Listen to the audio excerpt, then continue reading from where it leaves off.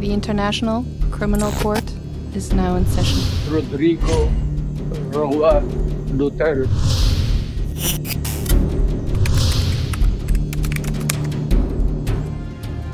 Hiniling ng kampo ni dating Pangulong Rodrigo Duterte na i-adjourn indefinitely ang lahat ng kanyang legal proceedings. Sa apela ng kanyang lead defense counsel na si Attorney Nicholas Kaufman sa International Criminal Court, hindi na raw fit to stand trial ang dating Pangulo. Ang dahilan, may impaired memory na raw si Duterte at hindi na kayang makaalala ng pangyayari, lugar, oras o maging miyembro ng kanyang pamilya. Ni hindi nga raw niya maproseso ang dahilan ng pagkakakulong. Dahil sa mga ito, wala na raw maitulong si Duterte sa sarili niyang defense.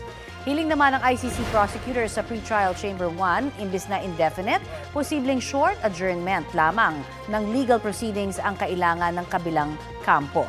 Anumang delay, limitado raw dapat hanggang makapagdesisyon ang chamber kung hindi na nga fit na dumalo sa mga pagdinig si Duterte. Matatandaang sa September 23 dapat ang confirmation of charges hearing para sa kasong crimes against humanity ng dating Pangulo pero ipinagpaliban muna ito ng ICC kasunod ng apela ng depensa.